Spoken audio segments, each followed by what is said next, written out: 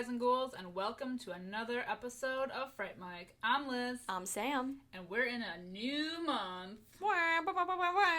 New month, new theme. Hell yeah, we hung up our tiaras, and now it's all fun and games from here. Grizzly. Hey. That's right. This month's theme is Grizzly Games. So we're talking game-themed horror.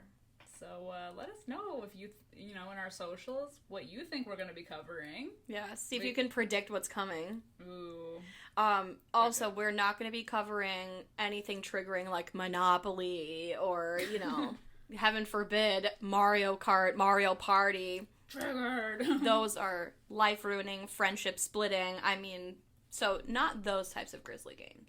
No. More like murder games. More like murder. Yeah. Murders! The easier kind. Yes. Alright, we're starting off the first week with, I guess, essentially the same game, but the first one that we're going to be talking about, I guess they didn't have the rights to it yet. I guess. But this week, we're going to be talking about Witchboard from 1986 and Ouija from 2012? Yes. I think. We'll Origin, check on that. The origin of evil.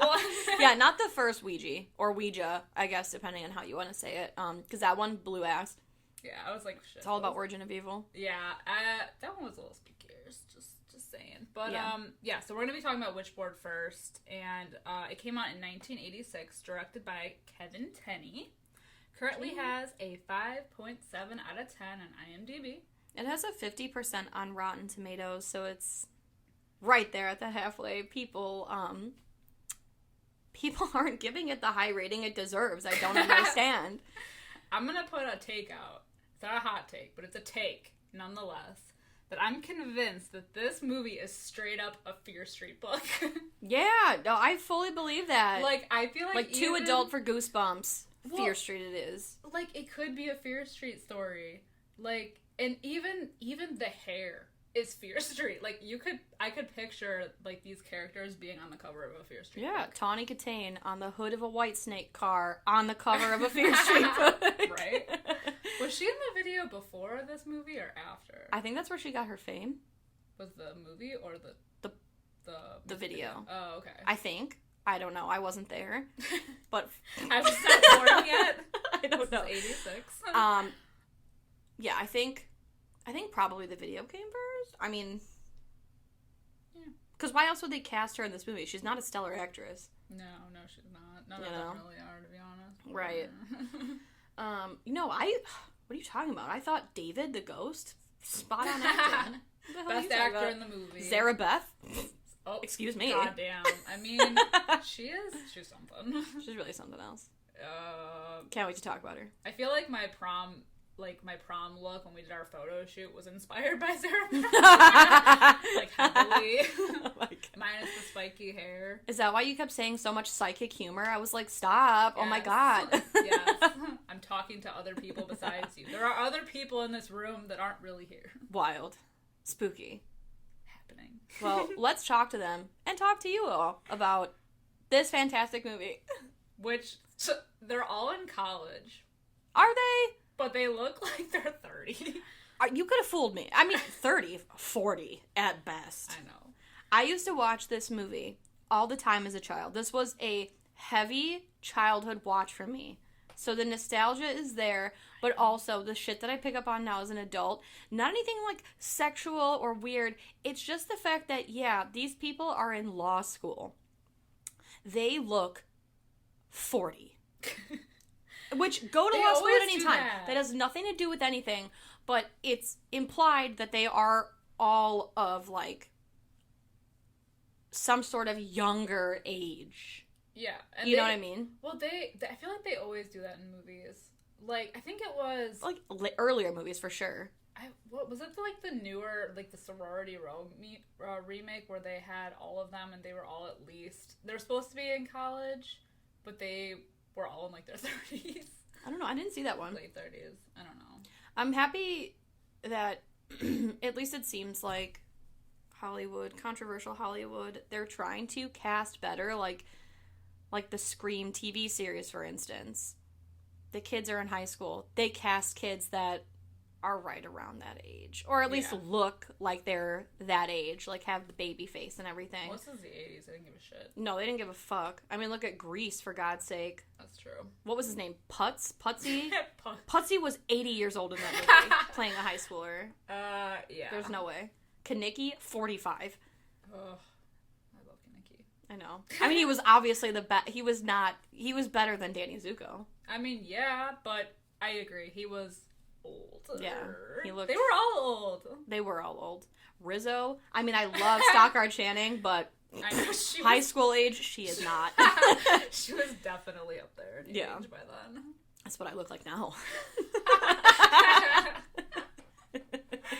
Oh my god.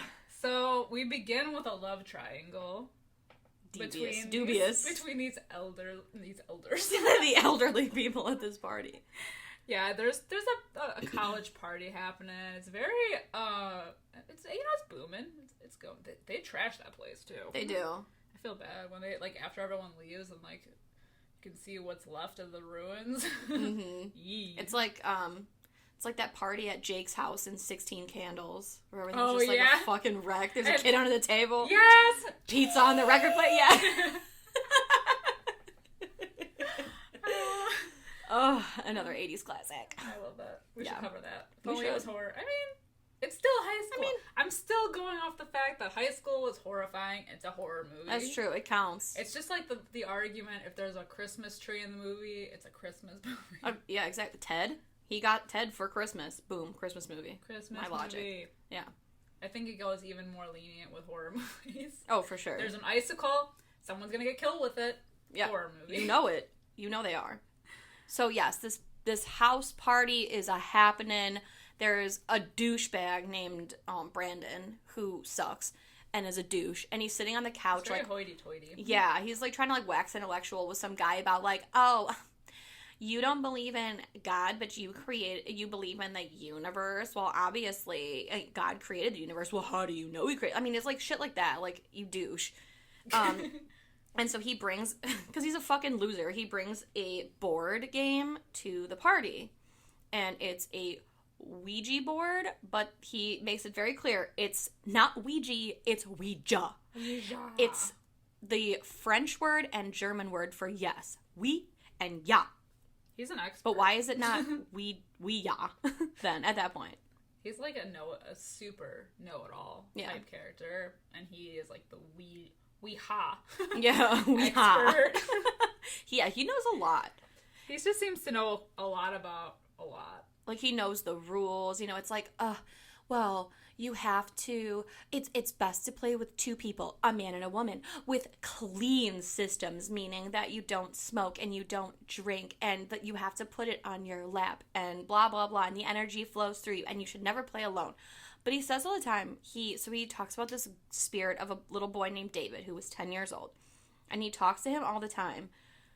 Did he not just say, never play it alone?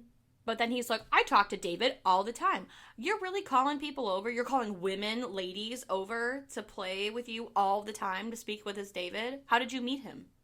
Ooh. I want to know that story. Sus. Brandon. Brandon. It doesn't matter. It doesn't matter. And then this made me laugh too, because they're so of course we've got Brandon, the douche, who used to date Linda, Tawny Katane, who is now dating Jim, who used to be friends with Brandon. And they had a falling out. They did. Which Hence the love triangle. The broken love triangle. Which I thought they implied early on. So, when they're in the kitchen, and this was, after Brandon and Jim, went off, and he was like, ugh, I hate when you invite your lawyer friends or your law school friends. So it's I feel like he implied that that's her friend from law school, and he doesn't know him outside of that, unless I'm just maybe looking into that differently, because then later on... No, it's true. Yeah, they made it seem like they don't... Confusing. Right. Actually, the first time I saw this, I was confused as to who was actually currently dating. Yeah, because she's very close with Brandon on that couch. Yeah, they're on the couch, and he puts her arm around her, so I'm like, oh, they're dating. But then in the kitchen, she got awfully close with Jim, and I'm like, okay. Right. Threesome. Threesome vibes. Leave your keys in the jar. Yeah, but then, Yeah, and then they have the whole relationship talk after. And I'm like, oh, okay, so she is with Jim. Right. Super. It's really weird. Super sus. Yeah. So, like, they start playing this board game. It's on their lap, and they start, and they're like, David, is that you? And the planchette starts moving, and he's like, oh, nope, goodbye. And they're like, oh my god, what happened? And he's like, David and I, we have a special signal that only we know, and not the other spirits. And, so when they redo it, the planchette starts moving in a figure 8, and apparently that's their special signal that no other ghostly, worldly creatures or whatever could possibly know. Are you fucking kidding me? Yeah, you know all this about the Ouija board, or however the fuck you say it, but you don't know that could be faked, especially because he says, the spirits are bad spellers sometimes, and they also lie. Liar. Yeah. You should think of a better signal. Yeah, think of like... Light the board on fire if it's you. Exactly. Well, no, I guess I could. Give me a tug on my dick. I don't know. Pour me a drink. Tap my left nut twice. Yeah. Well, they ask him a bunch of questions, but Jim, the non-believer of the group, continues to, like, basically poke fun at the game, which then pisses off the spirit into popping Brandon's tires off of his fancy sports car. Mm-hmm. And he's like, well, if that were David, how come he didn't pop my tires? How come he popped yours? Because I was the one provoking him. And he's like, oh, because I was the one who was in control. He's really serious about Ouija. He's very serious about everything in this movie. I don't think he smiles once. He has, like, a really creasy face. I don't know. He just looks like a mattress folded in half. That's what he looks like, in case you were wondering. Just for picturing everything. Let me paint you a picture. Let me paint you an image of what this guy looks like. Take a mattress, fold it in half. And that's what he looks like. And we've got Tawny Katane with the good hair. With the good hair. And then we've got Jim, who looks like a Muppet. He's not bad looking. I mean, he's alright. He's got a Muppet mouth. You know, where like they go like, and it kind of like goes off to the side. Yeah. So Jim is in construction, and him and his friend Lloyd are like kind of dicking around on their construction site at work. He's missing his hammer. There's like a whole thing about it. But Lloyd ends up he throws the hammer at him because they end up getting into a fight about kind of asking, and this is when we get our backstory on the drama between him and Brandon, but he's basically poking fun at their drama, their tea, and I feel like there's a lot of hammer throwing in this movie, which is already yeah, they're playing it fast and loose with the hatchets and the hammers. Yeah, so we now know that there's this drama between all of them, and Linda's, it's all pointless drama because Linda's still friends with Brandon and Jim doesn't like that and blah blah blah. But they're just kind of sitting, and this is one of those moments where they keep zooming in on the hammer, which is actually above them on some sheetrock. So you think some shit's gonna go down, but all of a sudden they're just sitting there, and Jim gets up from their seat, and Lloyd just gets fucking smashed with that sheetrock. Yeah. It just comes out of nowhere. Which, it makes me laugh because they make such a big deal about, like you said, zooming in on the fact that the hatchet is up there, so you think oh, it's gonna come flying. But the sheetrock's enough to kill him. The hatchet has nothing to do with anything. Yeah, fucking Final Destination style. Yeah. It's just very unexpected because it's just a peaceful moment. Mm-hmm. A peaceful moment between two friends. And then one gets smooshed. Yeah. Meanwhile, back at the house, Brandon leaves a spooky voicemail for Linda, hey, I forgot my Ouija board at your house and it's super important. My Ouija. Yeah. I'm hosting some people and I'd really like to use it. Please return. Thanks. So she's like, oh my god, I'm going to use it. So she puts it on her lap, and she tries to contact David. She's like, David. She says David more than I think any other word in this movie. David, are you there? David, is that you? David, is that really you? David, don't lie to me. Hi, David. Nice to meet you. And so she basically asked him a bunch of questions. There was a voicemail also with her test results back about her pregnancy test. So to give them a call. So she asks this David ghost if the results are pregnant or like, if the results mean she's pregnant. If the results are pregnant. Are the results pregnant? So, he says yes, and this all stems from, like, the night of the party. David says that as a ghost, he's allowed to pick his parents when he comes back. And so she goes, do you want to be my child? And he says no, because of Jim. And then he hates Jim. And then, I think, like, the spirit disappears to imply that he goes off to, like, kill, what's his name? Lloyd. Comes back, tells her, like, tries to, like, gain her confidence. And he's like, hey, that diamond ring that you lost, I know where it is. And it's all, like, David, the friendly ghost. Right. The helpful ghost. The helpful ghost. Like, I like that he says ring, and she's immediately like, oh, my diamond ring? The one that I lost? Yes, Dran. Oh, it's obviously the drain. The kitchen sink? No, the bathroom. Like, I mean, it's very, like... Dran. Yeah. I would have been like, ring what? The fuck are you saying? Right, ring the doorbell. I would have spelled out the fuck. Right. Yeah, can you spell back? Is this a two-way conversation? Yeah, but he's really helpful. I mean, whatever. But, so, they cut over to Lloyd's funeral, and now, of course, there's a lieutenant, a police officer, investigating the strange occurrence of the death. His name is Lieutenant Dewhurst. I know, what a dumb name. What a dumb-ass name. Tweedledee and Tweedledewhurst. He, like, shows up at the funeral, which is always, like, kind of weird. And he's, like, cracking jokes immediately. I know, I love that he's like, oh yeah, I'm the homicide squad and the bomb squad, blah, blah, blah. Then she goes, oh, and he says something about his bad hands, and then Tawny Gatane's like, oh, well, how does that work with the diffusing of bombs? He's like, I don't know, haven't had to defuse one yet. Good one. There was a death, sir. Right. Really wrong time, but okay. Read the room. Read the graveyard. Right. Read the cemetery. And so quiet. He's just cracking jokes, but he's investigating the death. Mm-hmm. Which, like, is kind of weird to me because, like, I mean, it's a construction site. Accidents are bound to happen. Ouija board or not. Mm-hmm. For sure. And, like, acting like Jim is somewhat responsible when Jim was the one there. I don't know. I mean, I guess things do happen, but just the way he's implying it, it's like, I don't think Jim's responsible. No. You know, just the way things panned out. Exactly. So this guy's, like, really bad at his job. But Linda, once they get back, ends up trying to summon David again and asked if he's the one that caused the accident, which he replies no.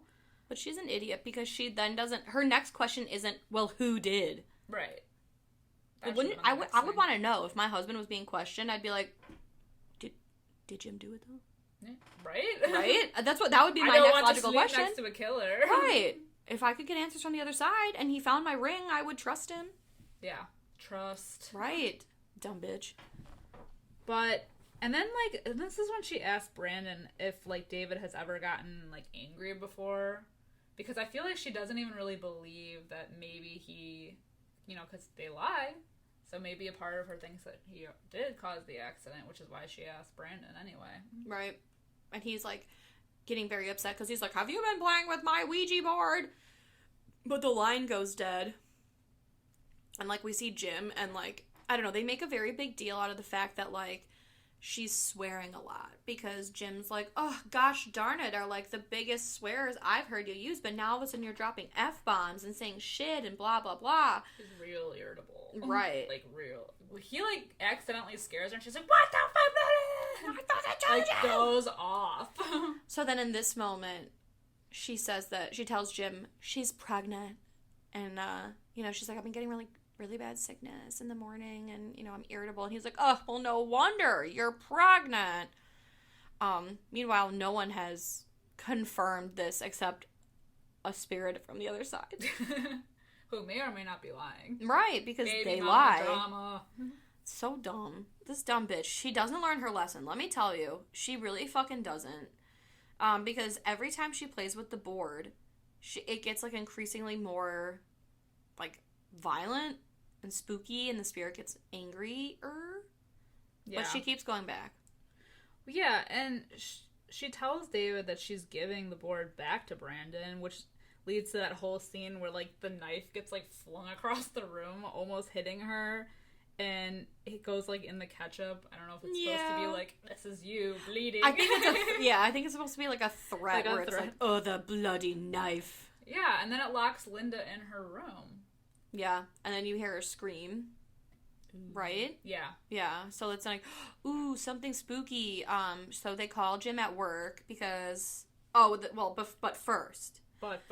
Brandon visits Jim at work, and he's basically like, has Linda been playing with my board? He's very obsessed with his board, and he can't just fucking get a new one.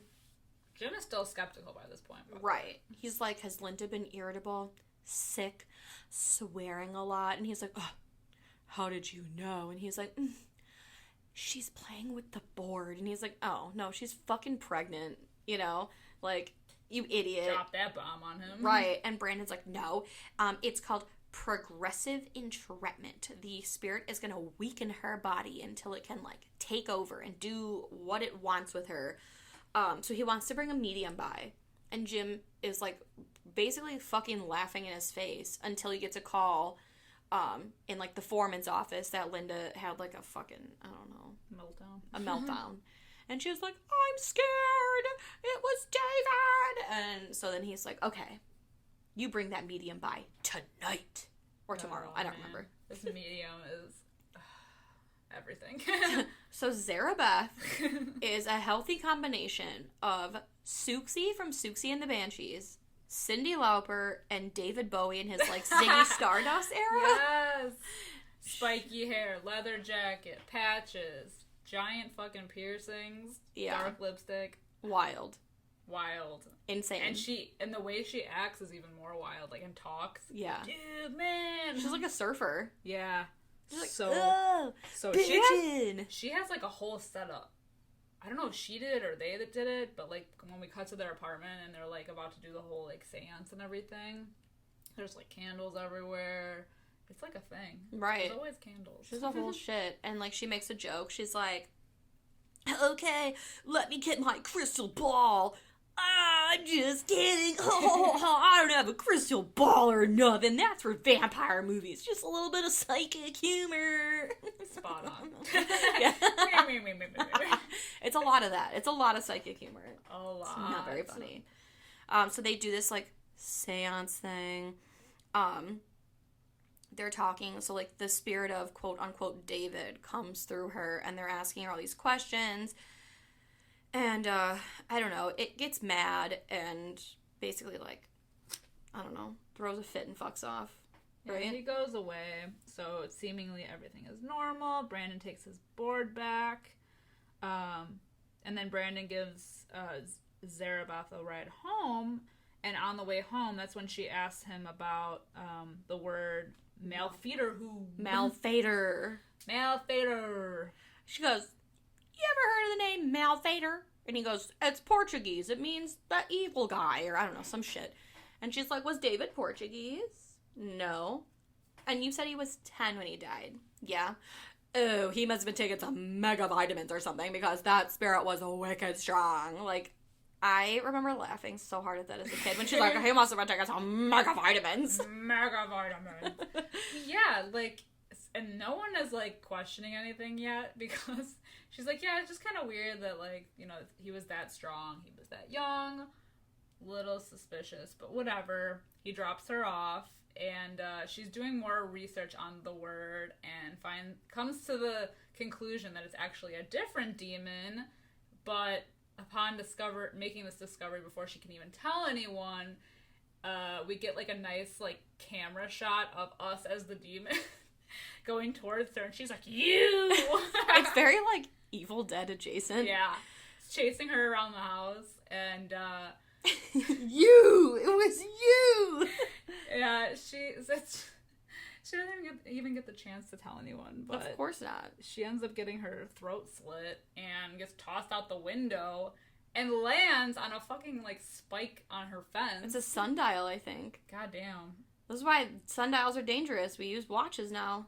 Don't keep anything spiky outside your window. I know. He really wanted to make sure that she was dead. It wasn't enough to, like, slit her throat, throw her out the window. He had to impale her also. That was not picked up, though. I know. So, after that, Brandon,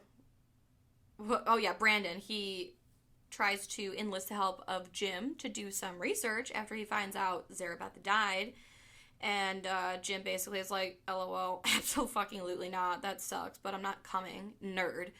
And then we see Linda, again, dumb bitch, doesn't learn her lesson, fucks with the board. She gets tossed around her bedroom like a goddamn salad and knocked unconscious. And this makes me laugh so hard because this is one of two scenes, very similar fashion.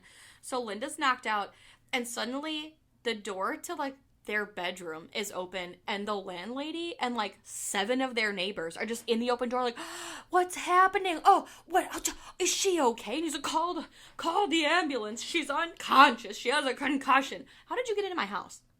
I mean, how did all of you get into my house? That has keys, but I don't think they can all just come in whenever right. they want. And, like, she got knocked around, yeah, but, like, it wasn't anything, like, loud where 7 of her neighbors were like, closest friends. Yeah, what's happening?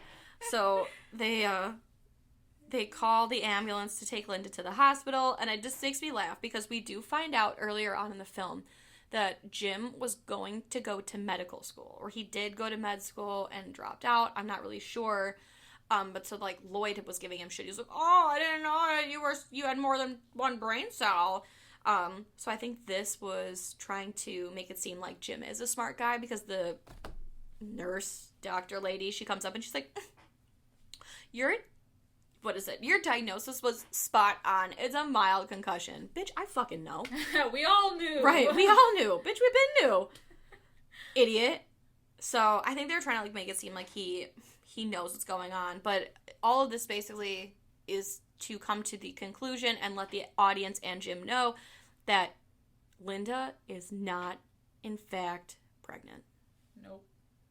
They lied. They lied. The spirit lied. What a shock. I think it's also funny, like, before they even leave to go to the hospital, that he, like, tosses the board outside the window. Oh, yeah. Like, fuck it. And it lands, like, right into a garbage can. Perfectly into the garbage can. Good shot. Mm-hmm. Also, Dewhurst makes another appearance. Oh, he sure does, doesn't he? Second appearance of the movie, following them to the hospital, where he now suspects Jim of killing Zarabeth. Jim, it's not looking good for you. No, but Jim does agree to go with Brandon to Big Bear, where they do their research, and they learn that David, the young boy, died during, like, a boating accident, so they decide to, like, visit his parents, but they, like, can't go to the parents, so they go to his grave, and it's a lot of exposition. It's a lot, yeah. What was it, exposition?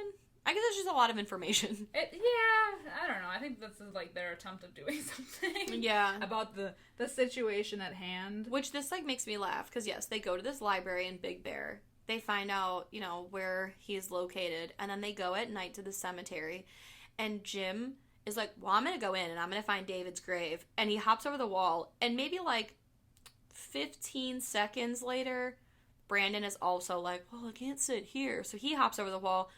In 15 seconds, Jim has not only, in the dark, located the grave of David and his parents, but has fucked around enough where he can, like, come around and, like, and scare Brandon. Yeah. In 15 seconds. Ninja moves in the right dark. There. Yeah. Wild. Truly wild. So, yeah, they notice, like, oh, David's parents died 2 weeks ago on the same day. Little sus. It is.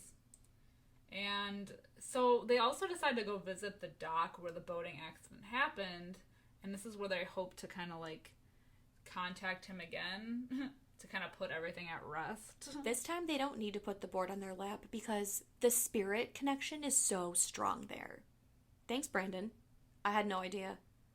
Thanks for that. Glad to know how that works. So they, like, are contacting David. It's moving in a figure 8, the planchette.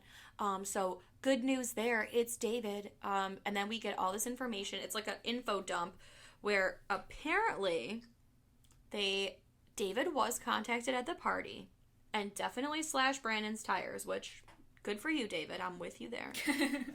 But has never, in fact, contacted Linda. It says, like, oh, it's another spirit. He just keeps saying evil. And then they're like, well, what's the spirit's name? And it says her. And he's like, who's her? And David, the spirit, gets mad. And then they're finally like, oh, no. Like, were you trying to say something else? And it, like, calms down and it's like, try to spell it again.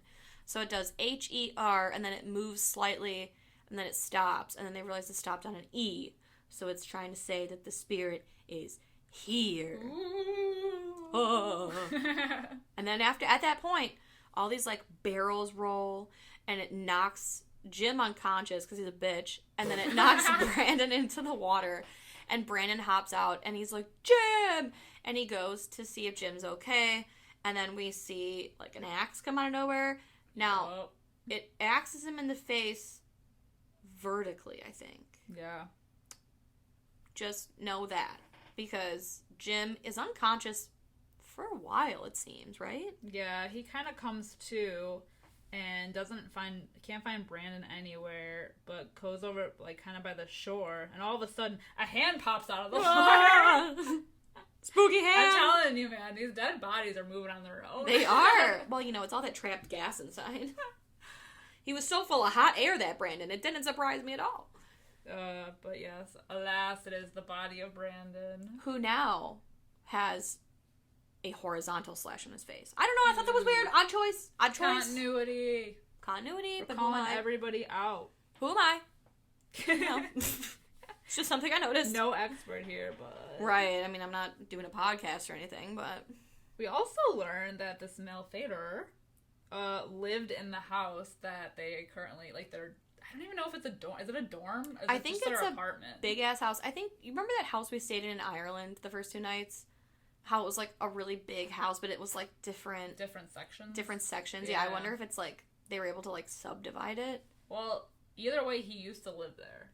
Also, so that's why Linda was able to contact him, because his spirit still resides in the house. It's true. He was a bad man. His name was Carlos Malefactor, which makes me laugh because in the car with Zarabeth, we find out Malefactor apparently is Portuguese for like the evil one or something. So this guy's name was Carlos Evil One. He was a mass murderer. Okay. He used an axe, which, okay. And then, we find out he was gunned down in his house, which is their house. Makes sense. Cut back to Tawny Katane, who has checked herself out of the hospital against the wishes of the nurse. I'm fine. Right. She's like, oh no, I'm good. And then they just say, okay. And they let her go. I don't think that. It's weird. You gotta be discharged, yeah. Right. Like, you can't just get up. Yeah. So then she goes home, and she's prancing around her house in a flowy robe like an asshole. And she tries again, despite the fact that she was literally knocked unconscious and hospitalized. She grabs the fucking board that she hid from David, which is now back somehow after being thrown out the window. Exactly. And she tries to contact David. The planchette is upside down. The planchette is upside down, ma'am. I mean, again, I don't make the rules. You should contact your buddy Brandon, but that makes no sense to me. No wonder you're not getting a good signal. But he has a hammer in his head, so she can't contact him. Well, I mean, she got the Ouija board now. She can. Know that, though. She don't know that. Yeah, true. Oh, that's true. She should summon him. Right? So she's trying to use this upside down planchette like a dumbass, and she's like, ugh, whatever, he's not doing anything. So she doesn't learn her lesson there. Then she gets in the shower. While she's showering, she is attacked by a spirit, grabs a towel because she can't open the shower door, covers her fist, and punches a hole through the shower door so she can escape. Quick thinking. And we hear that the reason the whole way she gets like attacked in the shower is like the water was turned off. She was about to get out, and then it just like psh, like turns on. So it's like violently hosing her down. And when she breaks the glass, again, not my movie. I mean, I'm just the observer, but we can clearly see the shower head. There's no water coming out of it at all. The shower head is off. It's off, but we can still hear the running water. I don't know if it was boiling her. Well, exactly. I don't know. Especially with the steam. Yeah. I don't know if they assumed because she was naked, everyone was going to look at her boobs and not the shower head, but again. Oh, that's true. She is naked. Get your shit together. So, once she's attacked. Yeah, either way, she's attacked by this Malefactor guy, and we hear her scream once again. So Jim comes home to the apartment, which is in, like, complete disarray. Everything is completely fucked. But we do see Linda, who is now dressed in a men's suit. Perfectly tailored. Perfectly tailored to fit her. She has a men's suit. She's wearing what I can only describe as wrestling shoes, and she's wearing, like, a Culture Club hat. You notice that she also has a full beat of makeup on? Yes. A full beat. A full beat. Like, so now She she's looks fully good. possessed. But as she was possessed, she still had time to put makeup on. Right, well, the demon's like, gotta look hot. In a men's suit? Right.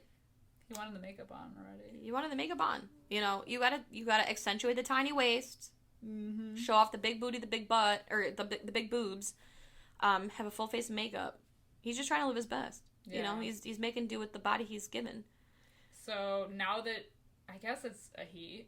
It's a he. Linda, the now possessed Linda, is now attacking Jim. But of course, who makes his final appearance in the movie? Lieutenant Dumbass. Yeah. He's like, stop! Don't shoot that woman!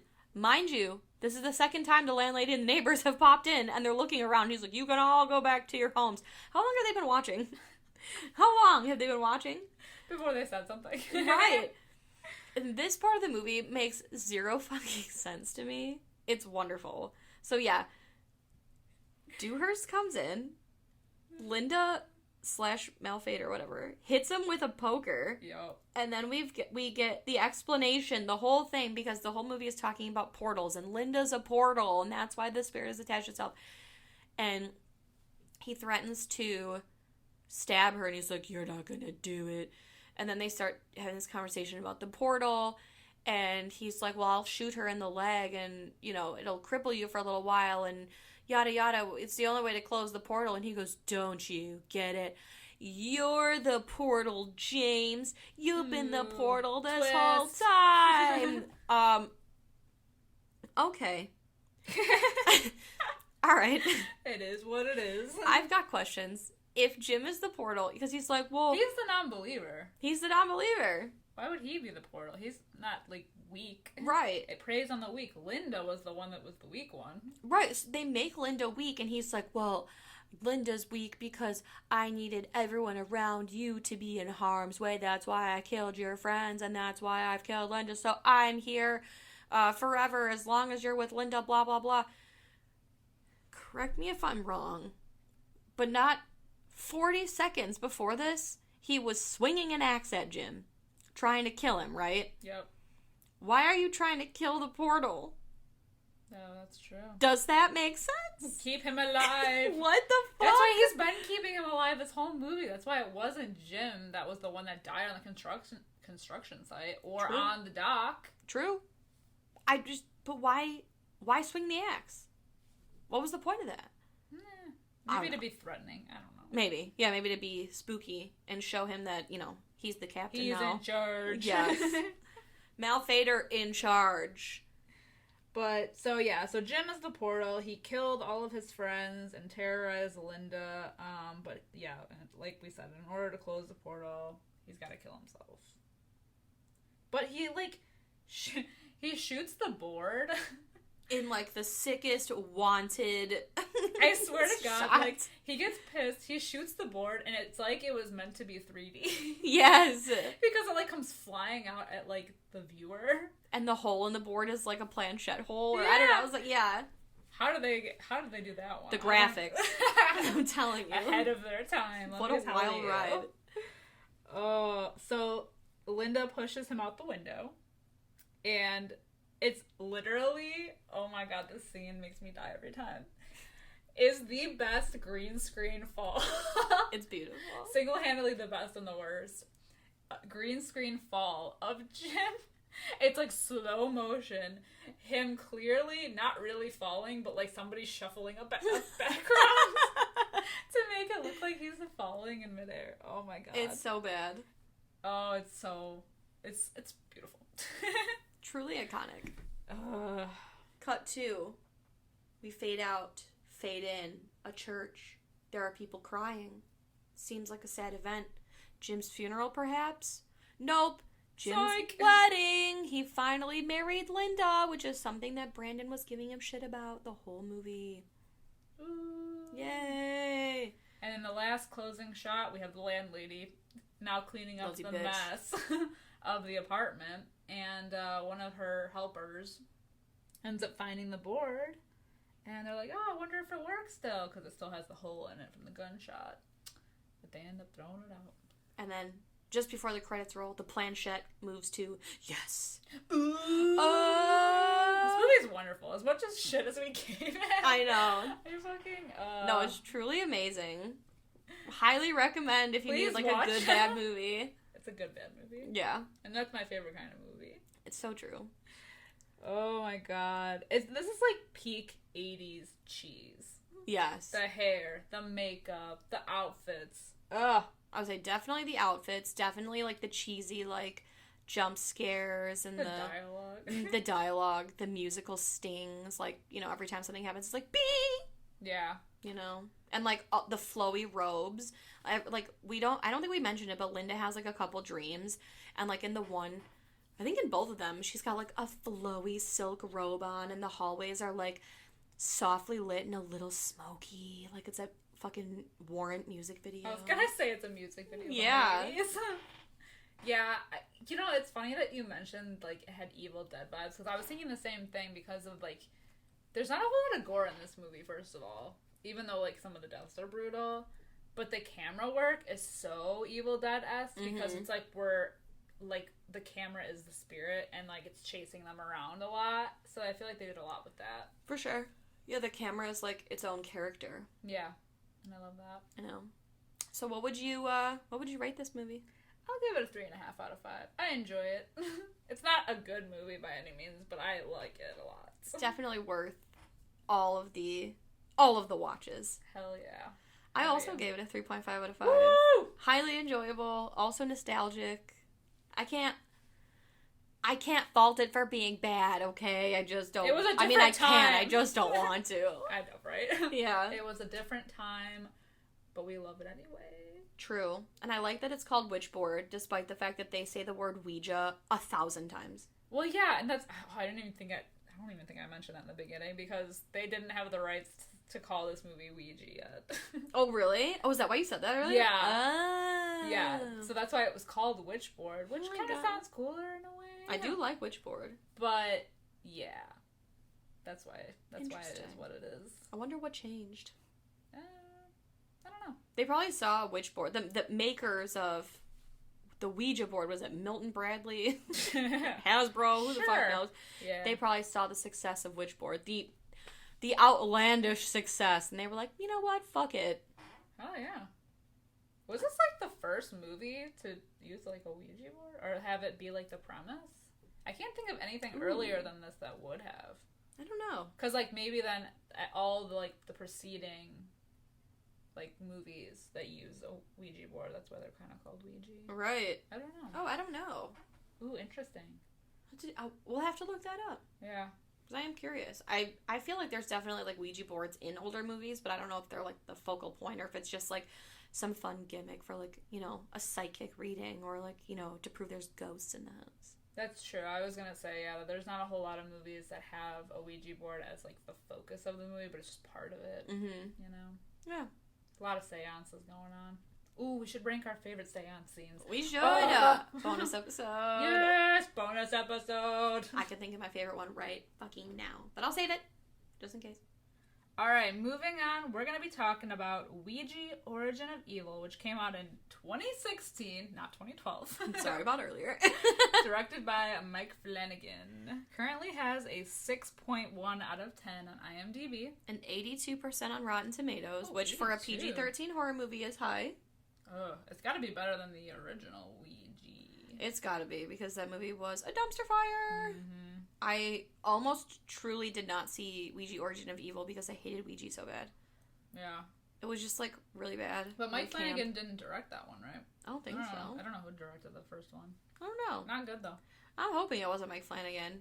I mean, I don't think he did. I only saw it once, but I don't remember any of his cast of characters being in it, so I doubt it.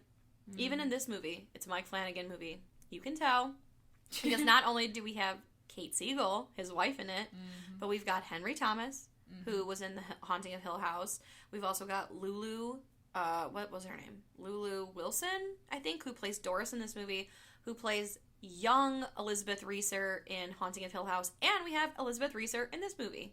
who plays Lulu Wilson's He's mom. He's got his people. He's got his, like, clique. Yeah. He's definitely got his cast of characters, for sure.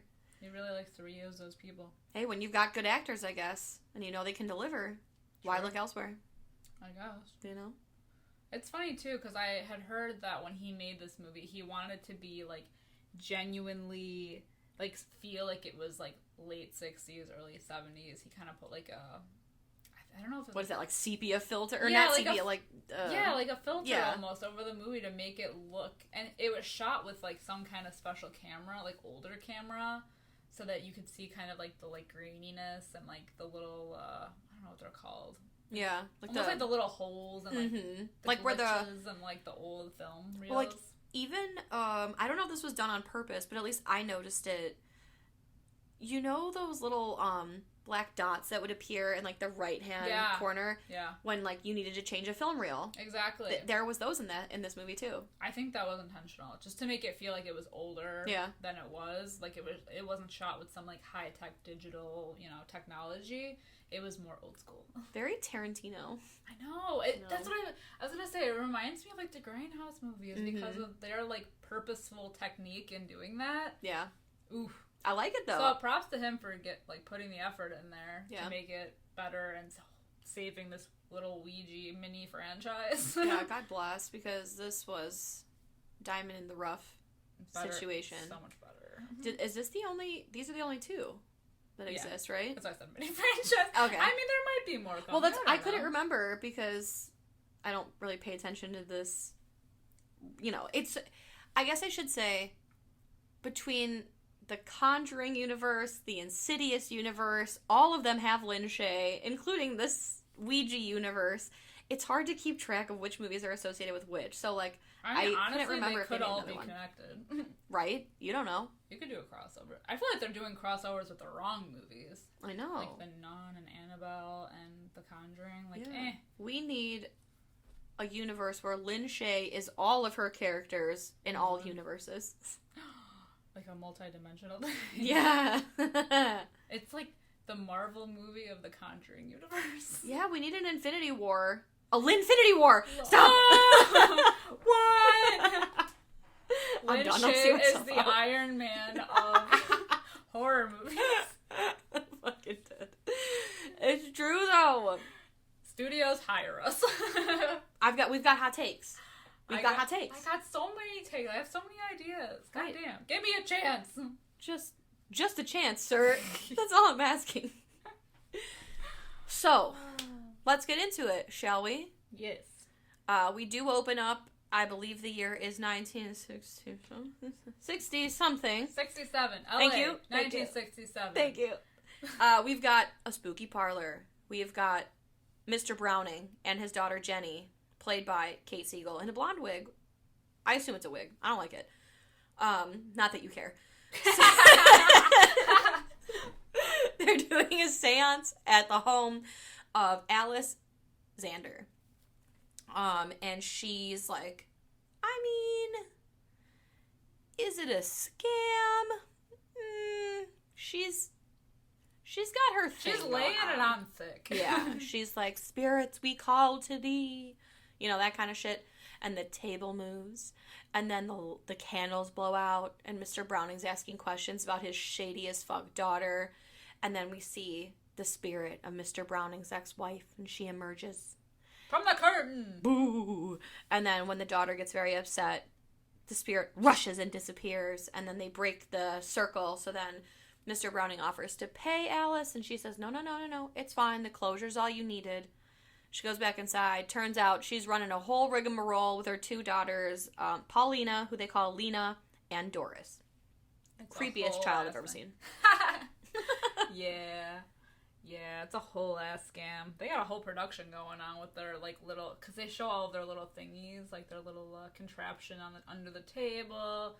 And then Lena's the one that's like dressing up and scaring the shit out of people. Yeah, it's very goddamn haunted house. I would say it's very Universal Studios. Haunted Halloween, whatever shit they got going on. Yes. Halloween Horror Nights? Yes. Yeah. Top tier.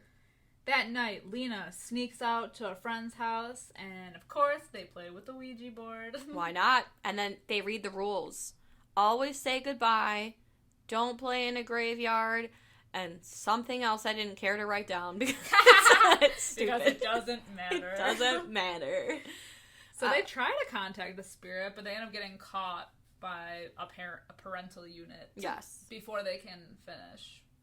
Also, while we're there, it's worth noting that a boy asks Lena to go to the dance. Go steady. Oh, how exciting. Mikey. I only mentioned that because it comes up. What's his name? Mikey. Oh, I didn't even write that down. I just wrote boy.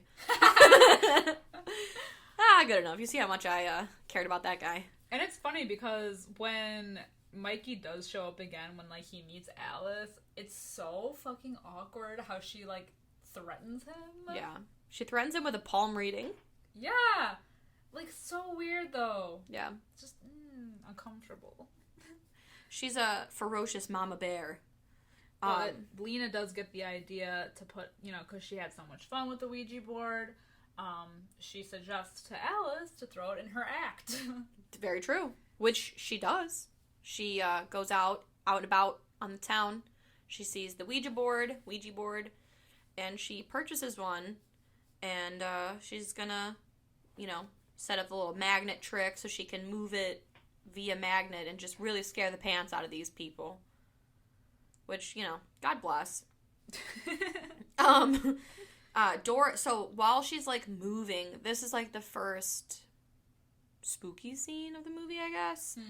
Mm-hmm. She's controlling the Ouija board with the magnet, and she's like, is anyone there? And Doris, in a completely different room with Lena, she just, like, kind of looks up from her drawing, and she was like, yes. And she's like, who's there? And she's like, I don't know, Alice is asking questions. It's like talking through Doris. Yeah, so she says, Marcus. So there's a spirit named Marcus. And then she says, can you hear me? And Doris says, yes. And we can see you. Ooh, spooky. And then Lena's like, who are you talking to? Who the fuck are you talking to?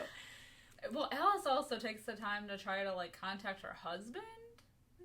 Oh, yeah, true, Because yeah. the husband, we find out, was killed or died somehow. He is dead. And so she tries to contact him, but, isn't able to. Yeah, let me just tell you, his name is not Marcus.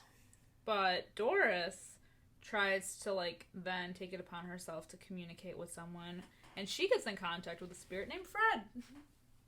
Oh, is it Fred? Yeah. Oh, look at that, how nice. And then Fred she starts, down. and then she starts looking through the planchette. I don't know how she knew to do that. Right. Maybe they told her to. No one told her. But she starts looking through the planchette, and that, I feel like those are, like, the scariest scenes. Oh, for sure. Because, like, sometimes they show it, sometimes they don't, but, like, she, like, uses it, like, almost like a looking glass kind of thing to look around the room, because either somehow she knows to look and see if, like, the spirits are, like, kind of lingering about. Yeah.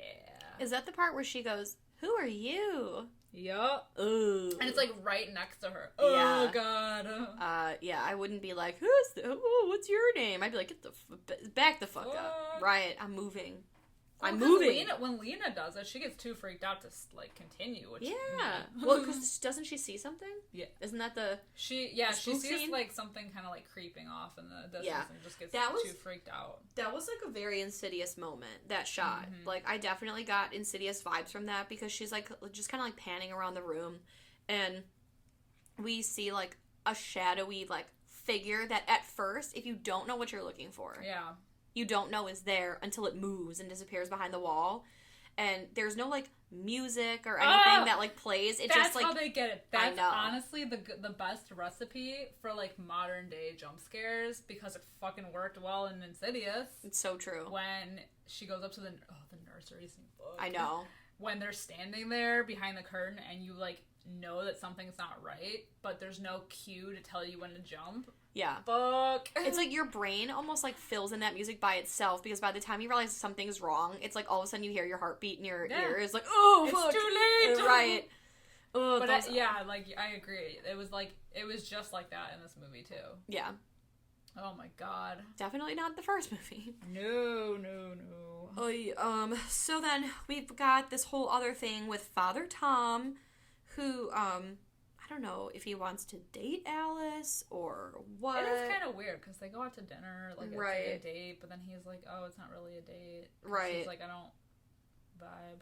Right, we're just friends. But it's so weird it's just really weird to me how involved he gets in this family, like, off the bat, because I guess there's, like, the whole thing about Doris. You know, she's so young, she never learned how to write in cursive, but suddenly she can write in cursive.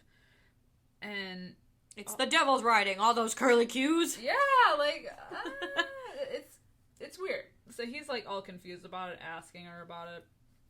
But, we also learned that times are tough in this household because their house is getting foreclosed upon. Yes.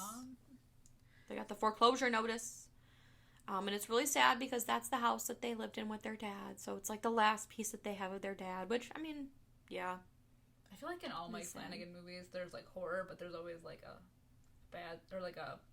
sad backstory. There is, yeah. He likes to hit you with the feels and the scares. The scares. So, in an attempt to, like, ask for help, Doris tries to contact their dad, and who we don't hear, but directs her that there's money hidden in their basement wall. Yeah, in like a hidey hole. In like a hidey hole that they didn't know about before. And so she comes up and she's like, she brings it to Alice and she was like, I don't know, I just found this bag of cash in the basement. And so she shows Alice and Lena, and she's like, yeah, the board told me. So she asks, like, Alice asks it questions now. So, like, Lena and Alice are standing around while Doris is, like, manipulating the board. And she asks, like, questions that only her husband would know the answer to, because she says her dad helped her find the money. And so she's like, well, where were we when I told you that I was pregnant with Lena? And he spells out shower, which is right. And, you know, like, stuff like that. And then the planchette moves on its own, and they both are like, what the fuck? And Doris is like, oh yeah, and I see them sometimes through the lens also, in case you were curious. In case you weren't freaked out enough, I could see them too. Nope.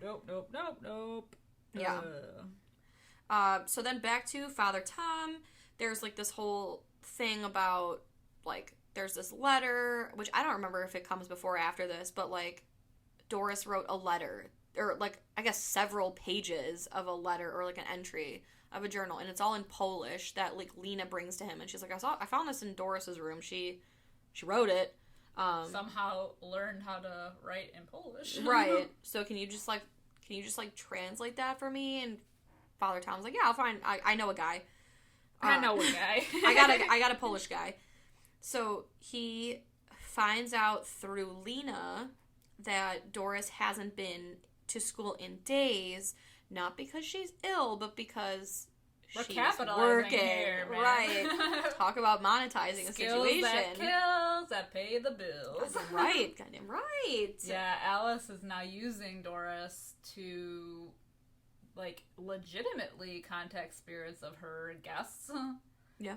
And it's creepy because her voice changes in a way, like, while she's talking, you know, like, while she's talking almost in the voice of the person they're trying to contact, allegedly. So obviously people are like, oh my god, they're paying out the ass for these services. So that's basically saving them from getting kicked out of their house. She's a wonderkind. Oh, yeah. I think it's like later that night when Doris looks through that plan. Oh no, it is later that night when she looks through the planchette window, and she sees that, like, the demon, and then that's when she's like, is it in the mirror? Yeah, it's in the mirror. And she screams, and it takes the opportunity to be like, boop. Yeah. And goes in her fucking mouth. Hops right inside of her. Yeah. And the demon is played by our favorite creature actor, Doug Jones. He's amazing in everything. Truly everything. Love him. Can't live without him. So now Doris is, like, fully possessed, demon inside, everything. She goes up to Lena and decides the first order of business is to just, like, fuck with Lena. And so we get a fair amount of these shots of possessed Doris with white eyes. Eyes rolled back, just whispering, like, super fast into, like, someone's ear. Like, yeah. Which causes Lena to have a nightmare where her mouth is, like, fleshed over her. I don't know. Sewn shut via skin. Yeah, exactly. I was like, how do I write that? And then her, like, skin starts to rot and her eyes start to get all, like, gross and funky. Yeah. But it's all a nightmare. Mm-hmm. And I feel like Doris really capitalizes on this power because, as a demon, because, like, the bullies at school are, like, fucking with her, and they have, like, a slingshot that they're, like, throwing shit at her, and so she, like, controls the slingshot to hit the guy in the face. And we don't see it, which makes me mad, but I guess it is PG-13. Mm-hmm. It just sounds really painful. It does. So she's really proud of herself about that, which, I mean, I guess if I could fuck with bullies that way in school, I think I would have. I would have been able to defend myself had I been possessed by a demon. Exactly. It's all it took. I know. It's all I needed was a little buddy. So later that night, we do get that awkward as fuck dinner between Father Tom and Lena. Nope, not Lena. That's Alice. Weird. Alice. But Lena does have her own little visitor when Mikey shows up. She sure does. He comes over, and in, like, the most somewhat jarring scene, when Doris greets Mikey, she kind of explains in detail what it was like to be hung? Strangled to death. Yeah. She's like, hey, have you ever been strangled to death? Do you want to know what it feels like? Well, first it's going to be like pins and needles, and then you're... Anyway, have a good night. You know, your small talk. Your small talk. Just casual, 10-year-old. What is she, 9? She's 9. Yeah. 9-year-old small talk. No big deal. Mm-hmm. Also, connection, Doris, David. David was 9. Doris is 10. Ooh, intentional? Probably not. Yeah, probably not. Are we looking into it too much? Maybe. I'd say me for sure. Definitely. Nah. I mean, maybe that's like the sweet age to be possessing kids. Right? 9 is 6 upside down. Ooh, connection. Oh. All right, definitely move. Looking way too much into this. So yes, back to Lena's. She's like trying to get her fuck on. They kiss. They have that awkward conversation. He's like, "Okay, kid," and he leaves. Right? Yeah, he leaves, and then they have that full blown like family fight afterwards. Like after everything, I think it's like the next day because Lena is starting to get like freaked out about like the goings on of everything that's happening with like because of this Ouija board. Yes. So she really is trying to encourage them to stop. Smart. But Doris is being a real bitch these days because she's like refusing to go to school. You know, she only wants to like fuck around at home and do more readings and yeah. But Lena does have the priest translate all the papers, which then prompts the priest to now visit the house to get his own reading. And boy, is he just he's a crafty little goose, this one, because he sits down with Doris for a reading. He would like to contact his wife, who is on the other side, and he asks her, like, questions. Like, what was her name? Yeah, her middle name or something? Yeah, something. Know. Like, her middle name, her maiden name, and she says one thing, you know, or, like, whatever. The board's, like, moving by itself. Doris keeps looking at him, and he's like, oh, yeah, that's right, these are all right. And then he, something comes up about a fight, and he goes, oh, can you remind me, what was that fight? Because she's like, I forgive you. And he goes, for what? And they said, fight. And he goes, oh, remind me, darling, what was that fight about? And it just says no. And Doris is like, she doesn't think that's important or some shit. And, like, she says a word through his wife's voice. And he's like, wow, that is marvelous. Anyway, can I speak with you in the other room? Yeah, so he talks to both Alice and Lena in private, and we learn that he actually tricked the spirit by, you know, thinking really hard about another answer, and the spirit that is possessing Doris could kind of, like, read his mind, so it didn't really know the answer. It wasn't really his wife talking to him. It was this other being. Yes, and even Lena says, well, that's true. Like, she's just reading their mind, because when you ask a question, you think the answer in your mind. So, like, of course, if he thinks a word, that's what it's going to say. But it got tricked with the fight question because he said he cleared his mind, like static. So, and so like, it wouldn't be able to know. Exactly. Ooh. Spooky oogie. Then I think we get the backstory about those Polish letters, right? Yeah. Yeah, and they were channeling spirits with them as well. But yeah, the backstory. Yeah. It was like something about an evil doctor. I swear it was something about like doing like Nazi times. Yeah. And they do like experiments, and it was in this house, I believe. So there's like shit in the basement. And while they're all having their own little powwow, that boy, Mikey, he comes over to talk to Lena, and Doris is like, "Hi, buddy. You want to see my hidey hole in the basement?"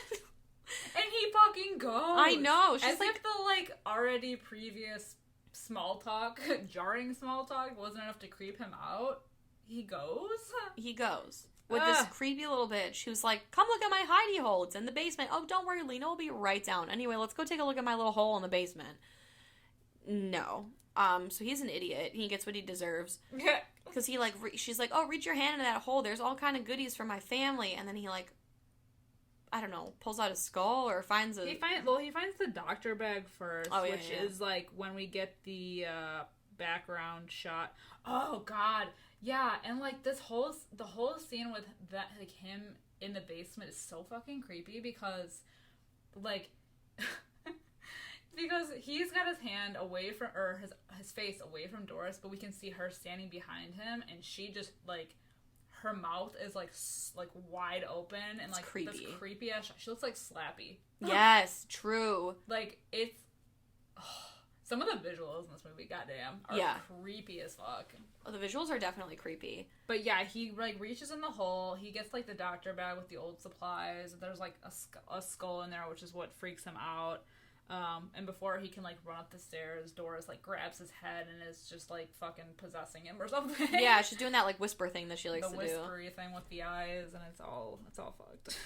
Yeah. So then we find out also from, like, the conversation upstairs that all the spirits in the house are the bones in the basement, and they've been there this whole time. So, like, that's why what's-her-face, Doris knew that she told him in the shower because they'd been there the whole time. So the spirits have been watching them this whole time and are still watching them now. When they come back down from their powwow, poor dear Mikey does now know what it's like to be strangled to death because his body comes flopping down. Let the bodies hit the floor.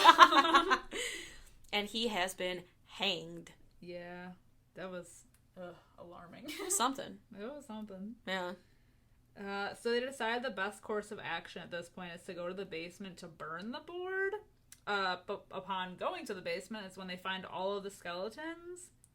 And essentially, like, they broke one of the rules, which was don't play in the graveyard. Yeah. Like, don't ever play the game in a graveyard. And because there's all these bodies buried within the house, they broke the rule. They've been playing in a graveyard this whole time. Dun, dun, dun. Fuck. What a twist. Yeah. So, we can kind of, like, hear, when they're in the basement, they can hear Doris, like, kind of yelling for help within, like, the vent system. So, the priest goes into, I don't know why why is he so invested, man? Why would he do this for that? For someone who doesn't even want to, like, get with the mom. I know, like, there's no reason he should be, but he volunteers to go in after her.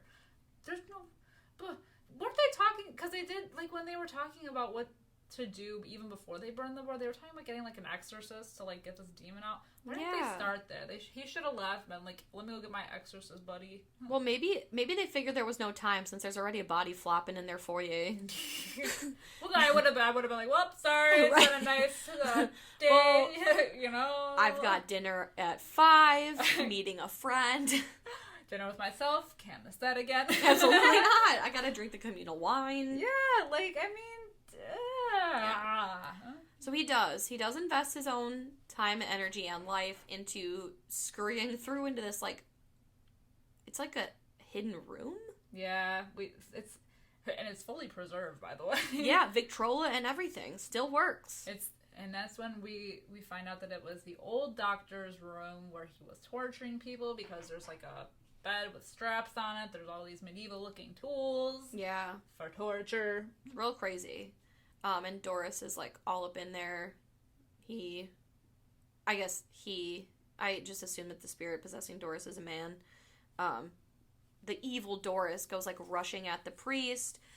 So when he emerges, he's like, bah! Like, evil, and he starts chasing the kids.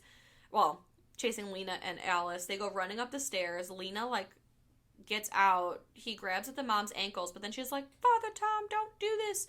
And he has, like, a moment of clarity where he locks himself in the basement instead of going after her, which I took it as, like, pisses off the demon. Because then he's immediately, like, thrown down the stairs. Snaps his neck. Yeah, it breaks his neck bent lady style. Yeah. Did I say bent lady? Bent neck lady. Bent neck lady. Bent neck lady style. I mean, same director. Right? So, crossover. It's all connected. I mean, it's all connected. I just thought of something else. Because, like, when did Hill House take place? Was it, like, in the 60s? Oh, no, I think it was, like, late, or, like, maybe, like, late 80s or early 90s. when they were, like, little. Because it takes place in modern times universe. Today. Right? Oh, shit, maybe. But this would have been too early then. True. And they did make their own, like, little universe with the fucking Ouija movies. Because that house, like, I think the house in this one is the same house from the first one. Because if I do recall it correctly, I think a girl also hangs in a similar fashion in the foyer. Oh, and the other one? Mm-hmm. Yeah. So I think they're too busy building on that house to, like, fuck with another house. they busy. Right. So many evil houses, you know? Right. So everyone is getting tossed around at this point. For real. Because, like, they all make it upstairs, but they're all literally getting thrown around. Like, the mom gets thrown around, Lena gets thrown around. They're having a field day, these spirits. And then the mom, like, begs Doris to, like, let Lena go. And she's like, take me instead, use me as your vessel. And he, like, through the demon voice, was like, we'll use you both. And, like, leaves Lena there and drags the mom, like, into the basement, which I think we get, like, a POV shot of that. Mm-hmm. And then Lena, meanwhile, wakes up upstairs, or wakes up somewhere, and has this, like, vision of a scene that played out earlier where Doris was accused of drawing stitches over the doll that her dad gave her. And Doris said, I didn't do it, Dad did it, he said to stop the voices. And so we see that scene play over again, but Lena is there watching everything from, like, third-party, omniscient perspective. And we do see the dad's spirit holding the doll. So I guess he's, like, giving her a signal that you have to stitch the mouth closed. Yeah, he's trying to say, like, this is what you have to do to stop this from happening. Yes. So Lena's like, sweet, got it, to the rescue. Then in the basement, Alice is chained to a table, and she's like, I just wanted you to be able to talk to your dad. And she's like, my dad's not here, he's in a dark, cold place. And then Lena, out of nowhere, with the WWE SmackDown fucking chair routine, my god. Fights that demon. Yeah, she bashes him in the head. I keep saying him. I just feel like it's a man. I think it is a man. Right? Isn't it the doctor? I think so. I think you're right. The doctor? I think so. Yeah, so it's right. Yeah, so Lena fights off the demon and ends up sewing Doris's mouth shut. And, like, Doris ends up seeing the dad. And I just feel like, I mean, at this point, so the reality is kind of, like, it's like there's, like, a glitch almost. Because, like, we're getting shots of the dad down there, and some of them can see them, but some of them can't. But, yeah, like, it's kind of getting, like, mixed blurred up. lines. Yeah, like a blur. Yeah, exactly. Like, reality's blurred. But it is sad, so I think the implication is that Doris, because her soul was pure, I guess, is going to heaven with her daddy. Yeah, so Doris ends up dying. Which is sad. And then, the mom, who was previously chained to a table and was gonna, like, I don't know, get an ice pick to the stomach or whatever, now all of a sudden she's out. Yeah, she just is, like, free now, and she's, like, holding Doris, and Lena comes up and kneels next to her, but Lena is possessed now. Like, momentarily. Yeah, it's, like, really weird. Yeah, she's, like, gets possessed enough just to, like, double tap the mom and kills her. Yeah. And then gets, like, unpossessed and is like, no, what have I done? Yeah. But, like, right before the mom dies, then she sees the dad and Doris in ghost form. Oh, yeah. And she's, like, smiling, so, you know. So, I mean, I guess all is well. Yeah. All's well that ends well, right? Not really, though. Well, no. Because Lena... well, now she crazy. For her, yeah, because I guess she's with her husband and daughter who just died. But Lena ends up in a mental institution. I mean, she's seen some shit, literally. Right. She has seen things, and all of her family's dead. And I just want you to know that all of this that happened to Lena is because she went to a party, she snaked out, she drank liquor, and she kissed a boy. That's why you just stay away from booze. It's the same reason that people get killed in horror movies. Yes. For having sex. Stay away from jazz and liquor. All the good things in life, stay away from them. Exactly. You will have sex and die. You will get pregnant and die. And die. Yes. So, None yeah. of it's safe. None of it's safe. She's in a crazy house. She still cannot talk to her doctor about what happened that day, about her mom, without going crazy. They can't find Doris's body. Lena will not tell them. / doesn't want to tell them. / doesn't remember. I don't know. She's real nutty. Yeah. So they're like, well, you can't even talk about your mom without, getting all nutso. And she says, oh my God, she says something like crazy. Oh, she wanted us to know what happened to my dad after he died. And now she knows. We were never alone. I'll never be alone again. Spooky. So she's escorted back to her hospital cell. Her room. And she pulls up the carpet. She made her own little makeshift Ouija board. She sure did, out of her blood. As you do. As you do. And she's like, Doris. Oh, Doris. She's summoning. Are you there? And then we get the final shot of the movie, which is pretty sick. Well, the doctor walking down the hall, passes her room, and we can see that both Lena and Doris are sitting on her bed. So the doctor does, a double take. And is like, what the fuck? But then when he goes back, he just sees fucking Lena, her face up against the glass. She's just staring right at him, and she gets that, slow, creepy smile. I hate it. I know. I hate it all. And then, out of left field, quite literally, we got a shot of Demon Doris? Demon Doris. And she's running on the ceiling, just I hate that. Airplane style at the doctor. Literally the worst. It's the scariest part of this movie for me because, oh my God, I don't I'm finding this more and more because it keeps coming up in movies. I don't like ceiling stuff. Yeah. Hereditary. When she's creeping on the ceiling and just lingering there.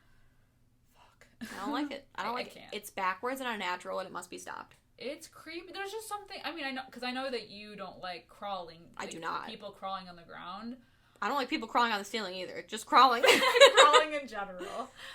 Because even there's that scene where Doris crawls up the wall at Lena. Yeah, I don't like that. It's just. But this was especially weird because you're not expecting it. You're really not. It's just creepy imagery. It's creepy enough that Lena's in the window yeah, mouth breathing all over the place. Yeah. But ugh. I mean, so this movie has some cliche horror tropes, but like I said, props to him for giving out the 60s, 70s vibe, all the work. But yeah. Yeah. So let's go to ratings. What would you rate this movie? Ratings, I give it a 3 out of 5. Hell yeah. Yeah, 3 out of 5 because it is enjoyable.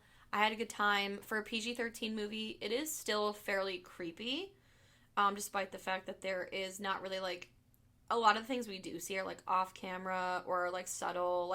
I really like that scene we talked about, the Insidious style scene. Oh, yeah. I like all of the, subtle off-to-the-side visuals of Doris being creepy. Mm-hmm. I mean, yeah, some of the horror tropes or whatever, but overall, I think it's a solid movie. Yeah, I agree. 3 out of 5 for me too. I agree with everything you said. I mean, it's like one of those, like, I feel like Mike Flanagan is really good at creepy. Like, yeah. He doesn't rely on, I feel like he doesn't even really rely on jump scares a lot, but, like, he does creepy imagery well that, like, sticks with you. Like, I will never fucking forget. Yeah. Like, the crawling on the ceiling scene, like, all that. Yeah, the CGI can be a little hokey at times, like, when it is there, but I don't know. Ugh, this movie is so creepy. Yeah. He polished a turd with this series because, like I said, the first one was not good at all. Yeah, the redemption story. Yeah, definitely the better movie. So, props to Mike Flanagan for this. Agreed. Alright, guys, that's going to wrap it up for today. Let us know what you think of both Witchboard and Ouija Origins of Evil. Which do you prefer? Have you ever played with a Ouija board? Tell us your stories. You can find us on Instagram, Twitter, and Facebook. Leave us a comment. Let us know your spooky experiences if you had any. I would like to know, because I also have I've had a spooky experience or two with a Ouija board. I've had two that I can think of. Were you, like, at contact? I think so. Spooky occurrences? I think so, yeah. There was... Okay, I guess I'll tell you really quick in the outro. The first... Should I say it? Do it. Okay. Unless you think it's gonna, like, re-summon something. No, I mean, it's fine. This podcast is haunted. It was so goofy. It was... One of them I was in high school. I got a Ouija board for my 16th birthday, a glow-in-the-dark one. And after school one day, during the daylight, like, it was like 3:30 p.m., we were playing with it in my bedroom. The door was closed, but not locked.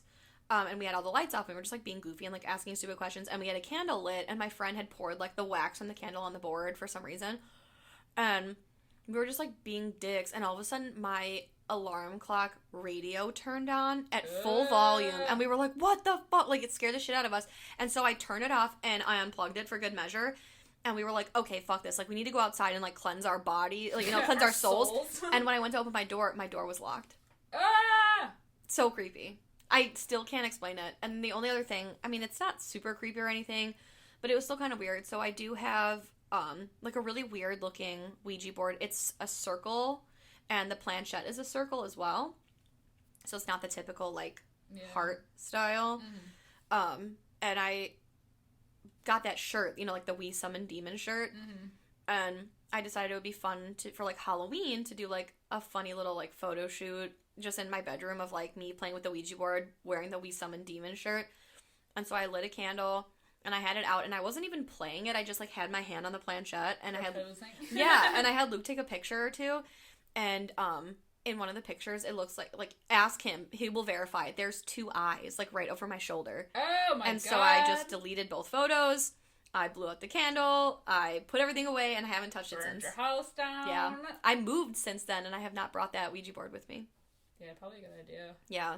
You're gonna, like, creepy. Open up portals, like Brandon. Yeah. I mean, I should listen to Brandon, you know? He knows everything. He's the expert. He's the expert. So, please, if you have any fun, creepy Ouija stories, tell us. Let us know. I would like to know. Yeah. And if you are interested in hearing more content, we do have a Patreon. You can find us at patreon.com/Fright Mic Podcast. Also, if you're in the mood and you have a minute to spare, throw us a review. 5 stars. Glowing review, sorry. Or we will possess you. No. No, that's true. I will. I have nothing better to do. We will throw that haunted Ouija board in your window. I'll come to you, to your house. I'll put it in your mailbox. I'll bury it in your yard. I like how we're threatening. Yeah. Anyway, leave us a 5-star review. We're super great and not threatening at all. Wherever you listen to this podcast. And we hope that you join us all month long for more grisly games. And until next time, I'm Liz. I'm Sam. Rest in peace.